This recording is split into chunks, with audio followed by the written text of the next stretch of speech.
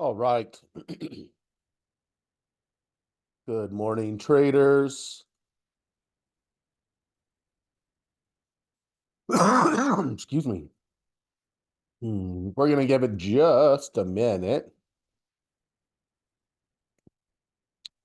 Just a minute here before we get going. You should see my screen. Let me know if you don't. Good morning, Perry. Good to see you. Good morning, Michael. Good morning, everybody. Hope you had a great weekend. Is everybody's audio on? Yes. I believe we are ready to go. Good morning, Stephen. All right. Officially, good morning and welcome to the Market Watch Group weekly opening bell. My name is Scott, and I will be your host this morning. Fine Monday morning. Looks like it'll be a nice sunny day here in Utah. These are the disclaimers. Remember that what we do is educational, illustrative. That goes for everything that we do. Nothing is considered a recommendation to buy or guidance to do action of any kind. Yada yada. That's the disclaimers. And lastly, our agenda. We'll look at the opening futures. They look good. Our posture dropped, right? It eased, but remained obviously quite bullish at a 6. Excuse me. As we reviewed the watch list, found a number of potential setups. I think we had over around 20 from a number of different sectors. So seeing the market opening strong, it's not surprising. And the question then would be, do you have trades ready to go?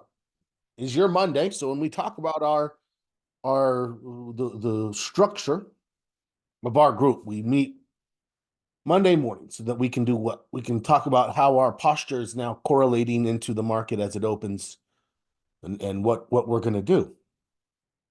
We have a bullish posture. We had a watch list full of potential setups. So then the question is, what? Are you ready to trade?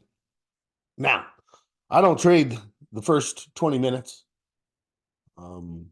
My favorite time to trade is the last hour. But if I have setups and I'm ready to go, well then yeah. If you can't watch, you're not going to do anything. You're going to watch when you can, and then you'll look and validate whatever signals you have when you can. If you have the ability to watch, you may watch every day on the open and start trading after the first half hour or so when you say, hey, this is valid. This is a valid signal. I'm going to trade it.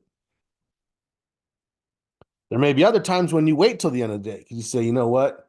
This market's a little bit more uncertain. We've been in that market, right? We've had much lower scores than now where we're like, if I don't have full confirmation, I'm not going. I'm not trading. So you don't take those, intraday trades. You take it when it's held at the end of the day. So that's what we're thinking about today. That's what we're thinking about right now. What trades are you thinking? Any trades you carried that are bullish trades, you're probably going to be thinking, all right, glad I carried that through. Glad I held through the weekend. It's always a little bit more difficult you hold through the weekend. So anything bullish through the weekend, futures are up. So that's what we're thinking about. Is our mindset for open trades. How is the market posture correlating to the watch list and potential trades that are developing? We watch the opening range set up, wait for the trade implications that establish themselves around that, and then you're ready to go. Wednesdays we check in and we say, hey, are we in signals? Are we still waiting for signals? Or so hopefully you're filling the gaps and you're saying, I'm going to do Monday, Tuesday, Wednesday, Thursday, Friday. I'm going to do the same thing that we do on Mondays and Wednesdays and ask the same questions and prepare myself the same way and etc. But we will review the early week shopping list and then we'll go from there. Okay. So we've got about 8 minutes before the market opens. Let's start with the futures. Abrupt turn higher. The S&P is up 0.77. The Dow is up 0.168, so less on the Dow. But we've already said we see less strength in the Dow. The Dow's kind of easing up. Why? Well, because it's very difficult. The Dow is huge. It's 30 enormous companies. It's very difficult to push those at a fast rate for an extended period of time when you consider how many shares of these expensive stocks you would have to be getting continually bought to do that. That's why it's easier for the small caps to go up. That's why they go up and down at such a faster rate, is because it's, you can take all 2,000 of those companies and put them together. I wonder if there's a couple of Dow components that are still bigger than those 2,000 companies. I'm actually going to look into that. But the point is it's much more difficult, right? And so it can't sustainably move at that rate. There's not enough money. So if we're seeing the Dow slow up, but we're seeing the NASDAQ still strong, Russell, and then you can see the NASDAQ's up 1.26, Russell 0.34. Oil's up a little bit still, though, which is concerning, as is gold, 1.5%. I'm sorry, no, $1.50. So only marginally on gold, but almost 1% on oil. NASDAQ futures rise as Fed rate call looms, which that's not really the news, right? It's not this looming like, what is the Fed going to do? That's not where we are. We're not wondering what the Fed is going to do. We're saying, look, is the Fed going to possibly going to change some verbiage? You can see there. Does the Fed still expect 3 rate cuts? 3. So the Fed's, I'm thinking, at 0.75%. Right? 0.75 at most in the remaining meetings. Let's take a peek at that since we're talking about it. I just closed the tab I didn't want to close. Okay. If you did the homework, the homework is searching the financial sector. Let's have a discussion about which stocks to add on Discord throughout this next day or two. That'll help promote usage, and that'll get that conversation going. So I have a few ideas. I hope to hear yours. Okay, what do we have here? 99% probability. Right? There's no expectation of any kind that the Fed's going to do anything other than possibly change his words, change their words. I say his, it's if it's true, but it's, he's the mouthpiece. But what are they going to say? Are they going to talk about the number of cuts? Are they going to talk about something specific they're looking for? Obviously, there's been enough stalls in actual the core inflationary data that we're watching is CPI, PPI, and PCE. So great. Yeah, I'm not sure what the Fed meeting could do by way of what we're seeing right now. My expectations are bullish, and we're seeing a nice bullish start. Google jumps after report of Apple talks on Gemini integration. Google. So we had already liked Google. That's not super helpful. I wouldn't expect anyone to be in a Google trade. But it is. It's popping. So we were actually thinking Google was going to start flagging here and ideally get some kind of 3 to 5 day pullback with a support level somewhere at or near the 50. That's what I was looking for Google. But the news came out.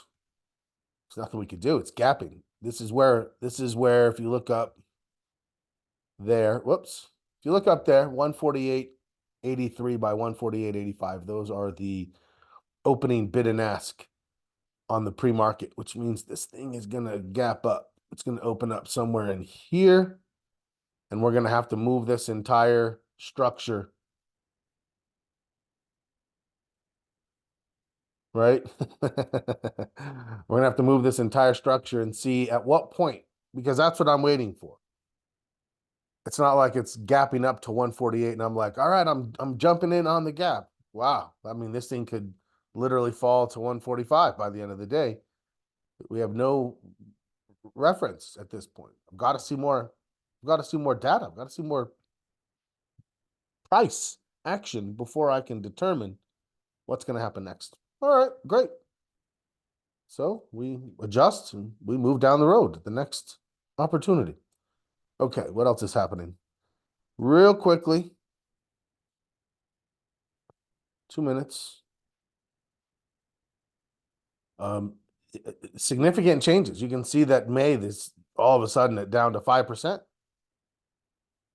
It's had quite a shift. A month ago it was 28, a week ago it was 18, a day ago it was 6, and now it's 5. So that's, you can see the trend as there's just no expectation for May. June is slightly better than 1-to-1, right? Slightly better than 1-to-1. So this is held pretty steady if you look. 55, 59, 55, 55. This is held pretty steady. So if you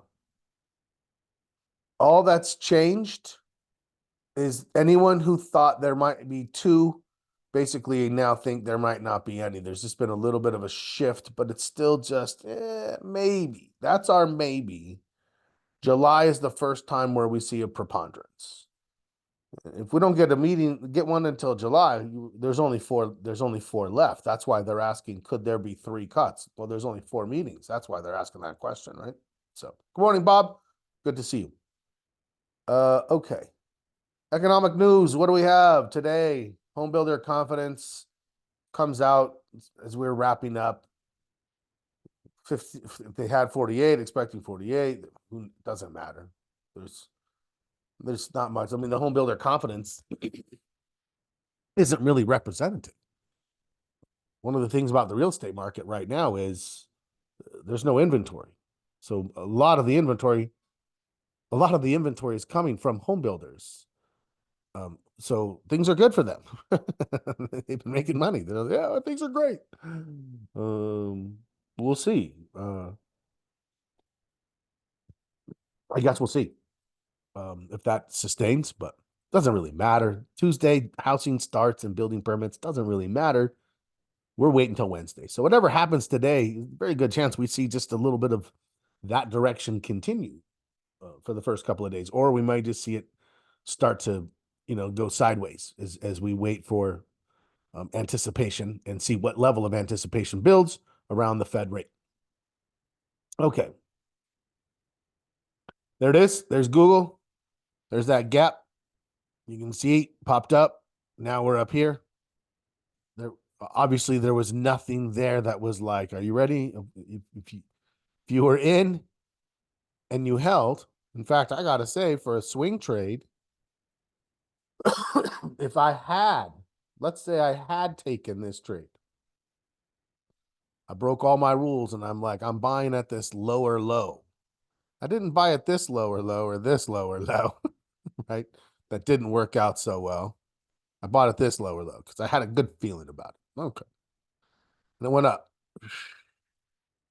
If I got that move right there and then on a Friday, it starts to turn back, I'd be like, yeah, you got everything you're going to get. That's a good move right there, about the same size. That's a good move there. I see this as 2, 1, pause, 2. I mean, these are the biggest moves whoops, sorry, just to hear. These are the biggest moves you see. I'd be like, yeah, I'm out of here. And then you get out, and then all of a sudden, there, you just lost that whole move again. I don't know. That's an interesting thing. All right, we'll watch it. Here's what I know: Google being strong, that's great. Great for the economy. Great for the market. It's better for Google to be strong. It's better for Apple to be strong. It's better for Microsoft to be strong. You hear a lot of people who are like, "Oh, it's only the big seven." It's always gonna have to start with them, right? It starts with them because 7 random companies cannot pull those guys, but those guys can pull everybody. And so if they're strong, everybody's strong. But then you see 2 or 3 of them have just really fell off. Tesla's fallen off. And yet the market prevails because it was broad. And now these guys have gone through this, and here we are going again. Great. So that I think it's good for us, but it's not really, I don't know, tradable per se. Is there anything else? Was there anything I missed in the news? Is there something going on that we haven't talked about? Bring it up if you think so. Apple. Okay. Okay. Right? What did we say with Apple? We're like, it's gonna have to do something.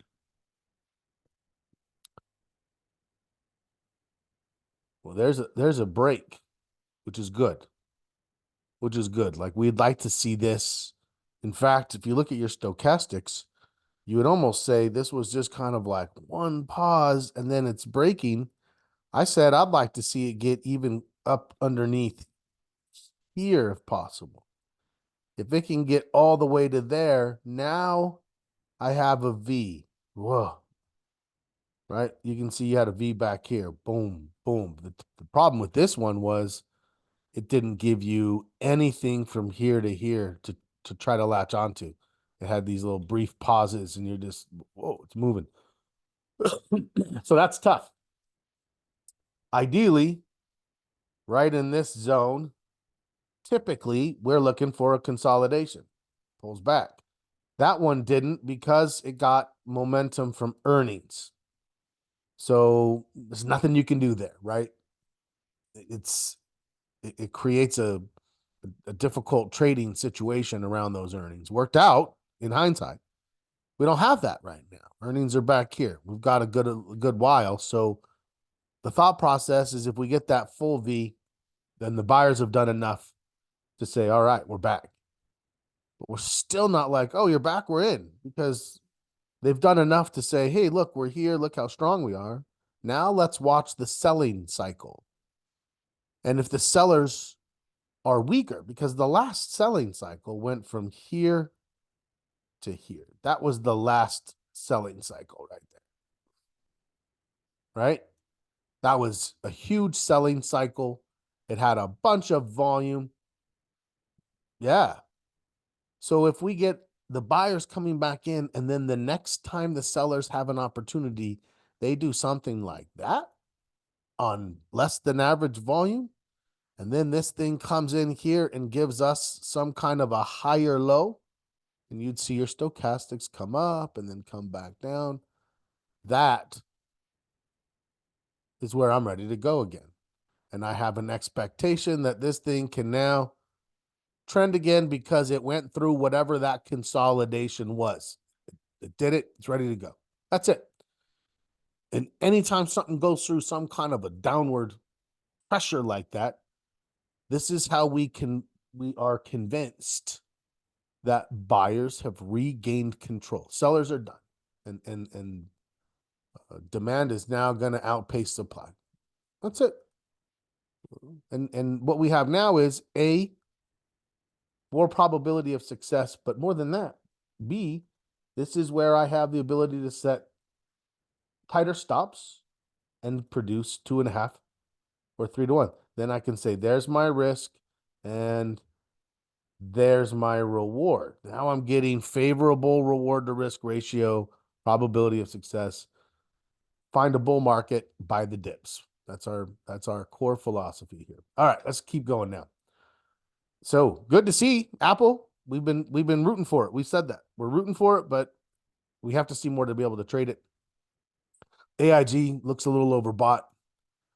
AMD, it looks close, right?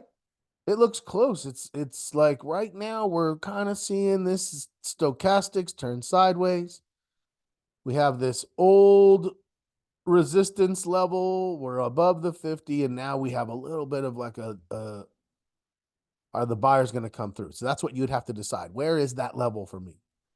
Are you waiting until it takes out like today's opening price, which is the high about 193.5?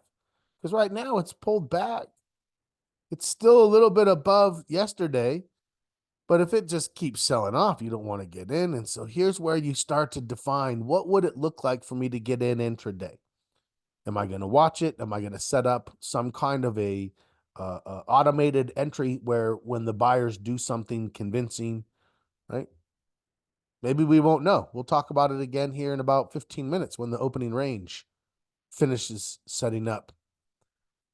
Give me a sense right now. If you're putting on new trades, when are you putting them on? Are they automated and they're getting put on by price? That's choice A. Are you doing it? That's choice B. But are you no, let's see. What would choice B be? You're doing it, but waiting for the first half an hour. Like when are you putting it on if you're putting it on? That's my second question. Let me know. See later. Okay, but I gotta tell you, AMD's on my list for sure. All right. Amazon, it's kind of sideways, but it's holding up. It's just a little bit of a tug of war right now. Same thing. We might decide if I get another Heiken Ashi, maybe I go for a continuation trade because it's just been waiting. Is it going to break? Well, we'll see. Right now, bounce and continuation trades. Later. Still dropping now. Yeah. Later, like, what do we think? Is everyone AXP looks great. It's setting up here. You can see that this is the sellers. They haven't done much. There was volume on Friday, but it's still well above its 50. I would actually kind of feel okay, even if it pulled all the way back to there and then went. But I also we think if you're ready, be ready to go. These things could turn. Market's bullish. This time of year, cyclically, the second half of March and April is one of the most bullish periods of time on a year by year basis. You can see why we continue to watch Boeing, but have no interest in trading Boeing. I think BLDR, that's on our list. That's still close as well. Our whole list from Sunday, everything looks good here. These trades are showing the buyers are trying to come in. It may not be enough yet to convince you, but it should be close and you should have an idea of what it is. Like, do I need it? A day like today may be, hey, if it's bullish in the afternoon and this thing looks like it's turning around, I'm going to go ahead and go. I'm going to put it on. Citigroup, same kind of a thing, right? You can see it's been stalling out. Stochastics pulling back, indicating that this is the selling cycle. But how much have they pushed it down from this point? Not much at all, right? I mean, we're right near the highs right now. So is that it? Is it going to pull back a little more? Okay.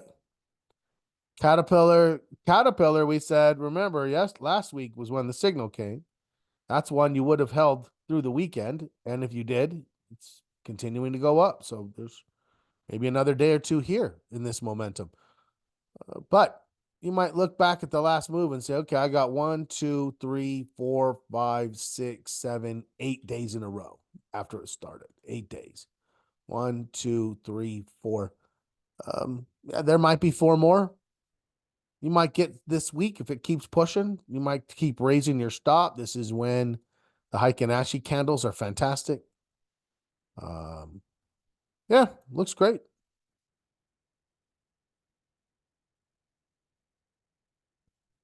Capital One is sideways, but it's definitely setting up for like a bounce off the 50. There's potential here if you think This is what it's doing, is getting ready for the breakout.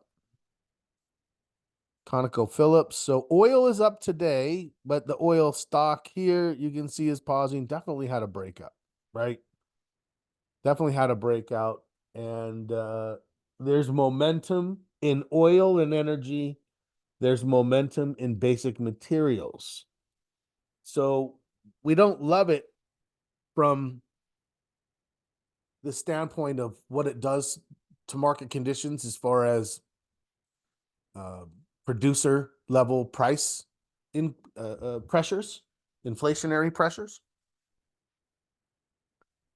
But if it's going to happen, well, maybe we should be ready to trade it. Okay, let's keep going.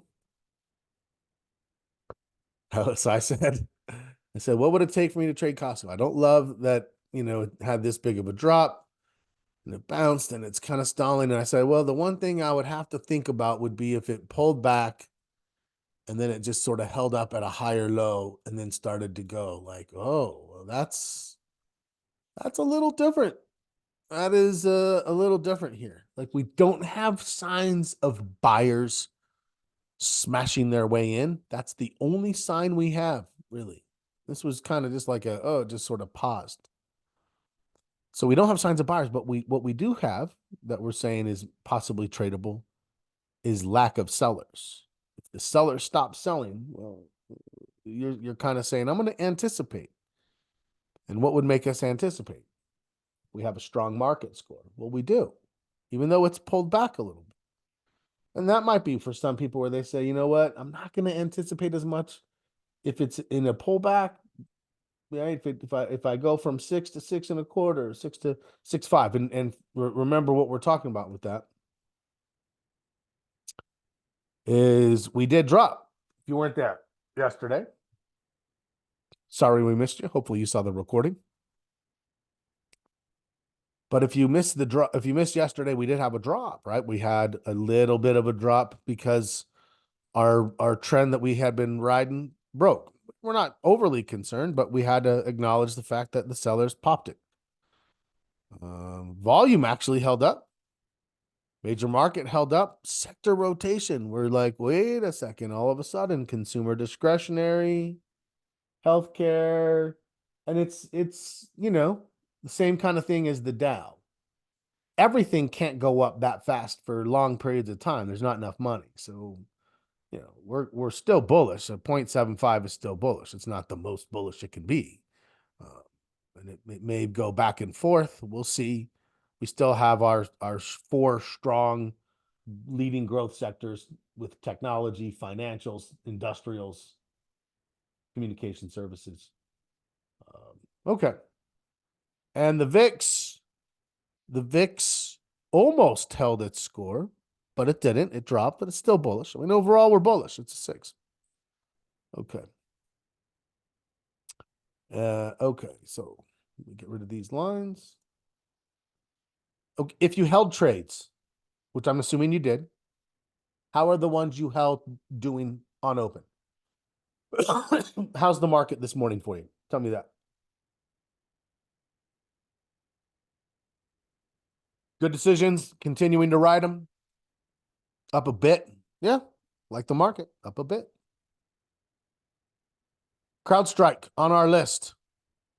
We said if this thing can hold up above the 50, even though there's been some choppiness from these earnings, and they got hit by somebody else's earnings, and they're like, wait, but our earnings were good, and they gapped up. They're like, well, not that good, and it came back, but overall, still holding up above the 50, and we're still making these higher lows. So if I get one of them, yeah, I'm thinking about it. CSX, tried it back here. I can't remember exactly. I think I ended up washing out. I think it was a break even, maybe a small loss. I think a few people told me they made a little, and then we were watching and waiting, and then now does this mean that we're like, oh, we hate this stock now? No, of course not. Of course not. We're still holding up around this same consolidation level, and right now, this was the middle of this resistance, and this is the middle of this support. It's above the 50. Still something to think about here? I'd say, yeah, absolutely. If this holds up and turns, absolutely. That's why I'm saying we have this. Was this on my list? It was. That was on the list. Delta, I think you could add to the list right now. What just happened? Delta made a new high last week. Made a new high. And now it's consolidating. So we had a new high up here. It's going like this. Now we're consolidating. So if this thing well above its 50 again, if it finds support in here and turns, is that viable? Yes. I'm adding it to the list. Okay. DHI, same kind of a thing. This one, it's not a new high, but it kind of had like this cup. Now we have this handle. So is it viable to trade the handle? Yeah, absolutely it is. Now the cup and handle is not complete until it breaks the top.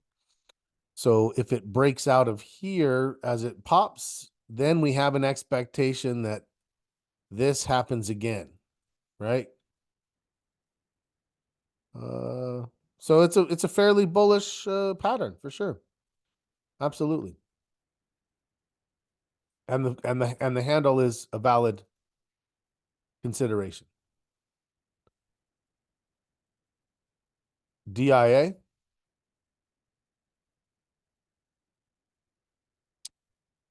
Um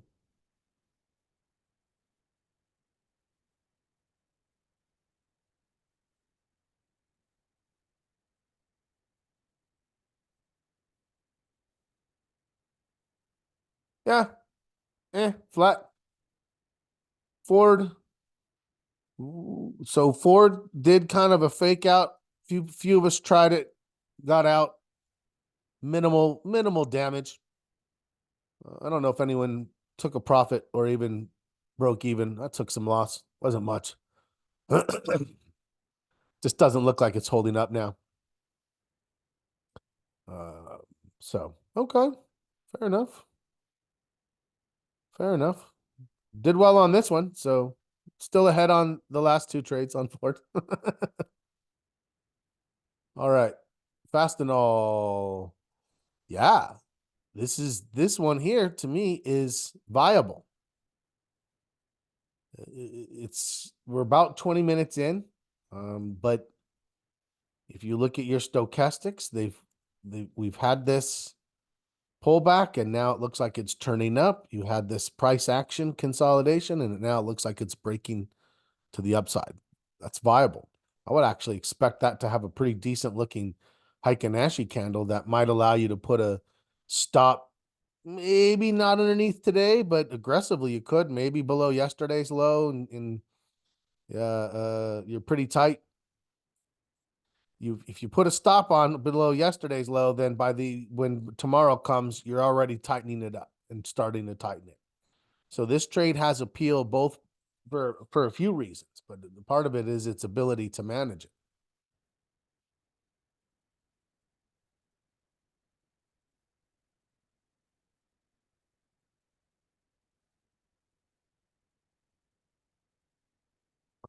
GBTC looks strong. It's pulling back. This is flagging. This is strong. Now, here's the thing. We say this sometimes. It's not. This thing could move very violently. So it doesn't have options. This is a stock trade. I think someone said one of these does. Who has? Does one of these have options now? The ETFs. Anyone know? I can't remember.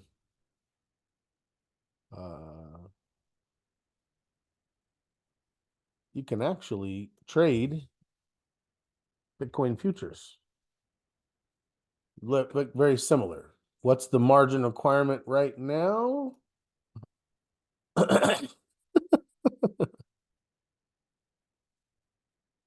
For a standard Bitcoin, they do have minis. I think they have micros too.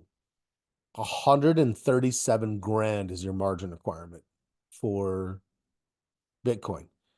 Ethereum, 83 grand.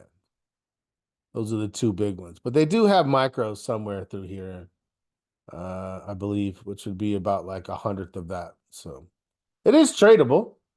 If you wanted to trade Bitcoin and not trade actual, like open a Bitcoin account and trade in Bitcoin, you can trade in a regulated market by trading the futures.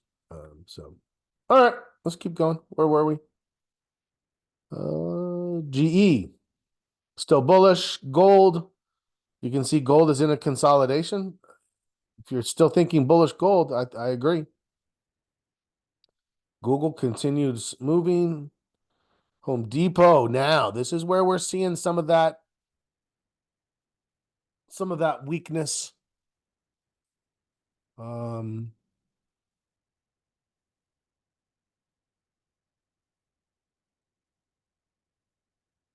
Yeah, some of that weakness in consumer discretionary.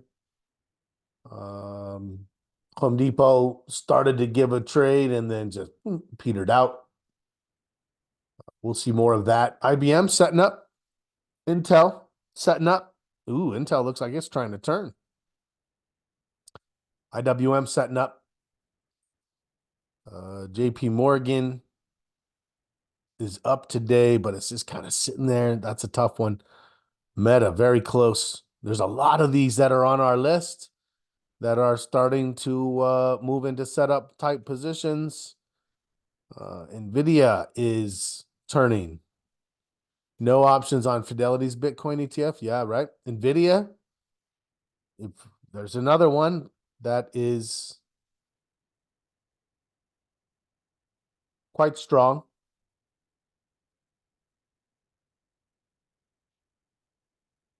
As it turns up.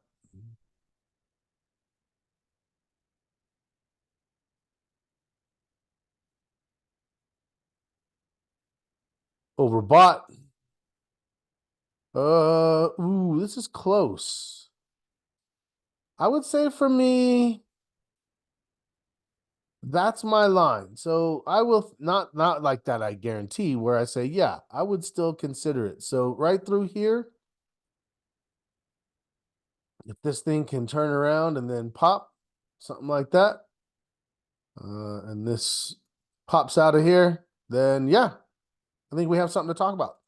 There's a lot of stuff that could start triggering, and there's a few things that are starting to. That's how I see today being. A lot of things setting up. A few things are starting to generate signals and opportunities. SPY, bullish. TPR.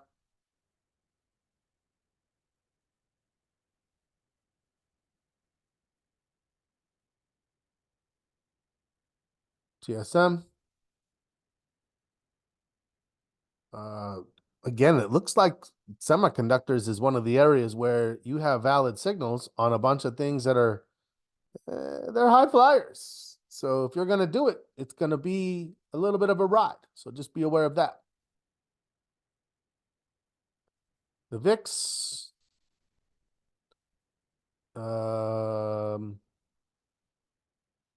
Okay. So the VIX is up a titch, even though, but remember what we said. I said I'd love to shut down my hedge. This was a higher low. We came down, we turned. This was the same high. We were looking for a lower high. We didn't get it. Okay, but if this thing moves up here like it is, and then we tomorrow see it do this, and then on Wednesday we see it do this, what would we consider that? Well, that would make this a lower high, right? A lower high. That is going to give us a quarter of a point back on our scoring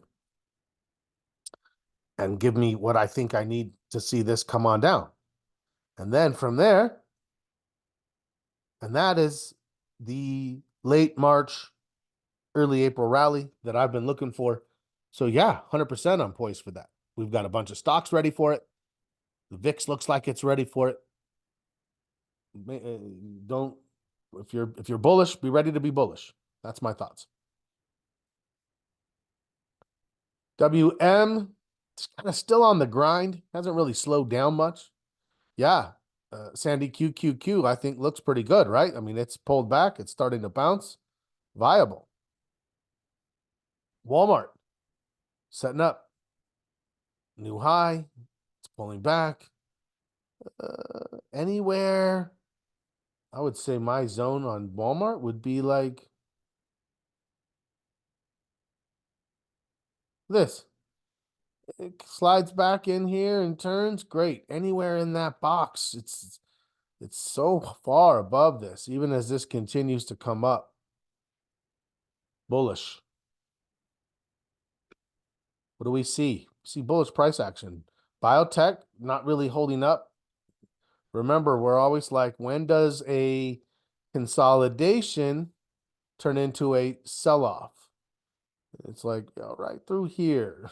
It's sort of like, if it turns, that's a consolidation. At this point, it's like, oh, and if it breaks the 50, even more so, be careful. This is just a representation of a healthcare segment. Materials, it's pausing.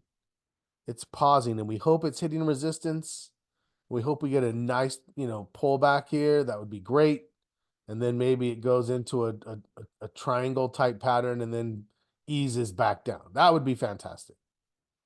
But right now, there's definitely some momentum in here that we want to be watching for sure and seeing what we think it means. Communication services looks fine. Just trying to move up. Energy's doing that same kind of a thing. Is it flagging? Is it going to consolidate? It's definitely pausing right now, but for what? Still looks good here. Still looks good here. Still, I mean, it's a little more sideways on technology, but it does look like it's getting a bounce today. Consumer staples looks good. That's why we like Walmart, why we like Costco. Utilities. We're watching utilities and staples to see if they start getting more than just like the market's bullish, so everything's going up type action, or if we start thinking that we're seeing some defensive action. Healthcare, a little more sideways, but it is still possibly finding support above the 50. So I'm still bullish on it overall.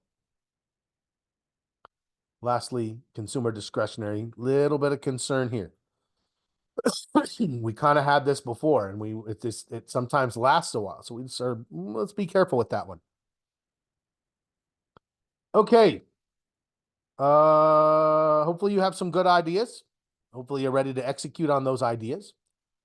What are we working on this week? We're working on section 4, which is, let me make this a little bigger. Section 4. There we go. That's everything. What are we thinking about? Do you have your portfolio heat?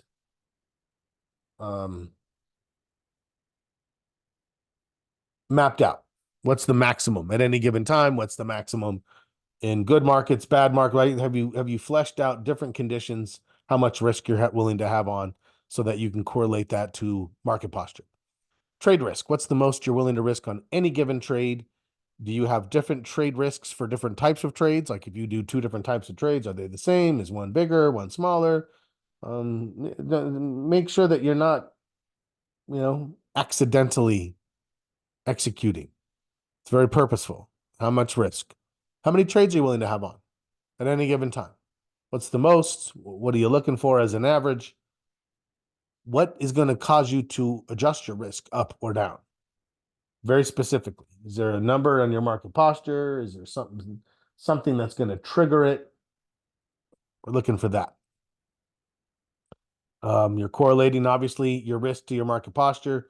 What are your tsunami indicators, right? My top 3, I would say, would be the VIX as a precursor. I watch the major market to see if there is a shift there, and sector rotation. Those three are where I'm looking for subtle things developing that you're not seeing anywhere else quite yet. Last thing I want you to be thinking about with this section is what of these three would you be looking for where you're like, okay, I need to take a break. If my account draws down 20%, 15%, 10%, where you're like, okay, you got to stop and look at what's happening, figure it out. Number of concurrent losing trades. If you do this one, don't do 3. Make it 5, 6, something like that. And lastly, do you recognize that you're not in your best mindset, out of your flow? Are you trading impatiently? Are you trading frustrated, etc.? We need to take a break. Let's define it. Let's get our risk portion of our trading plan strong, ready to go. Don't forget, tomorrow night we're switching. Well, not switching. We're continuing. We've already switched. We've switched into options. We're continuing with a working session, doing application on option selling. I hope you can join me for that. Yeah, it's great to see everybody. Sun's out. It's looking nice here. Hope you have a great day. As always, happy trading.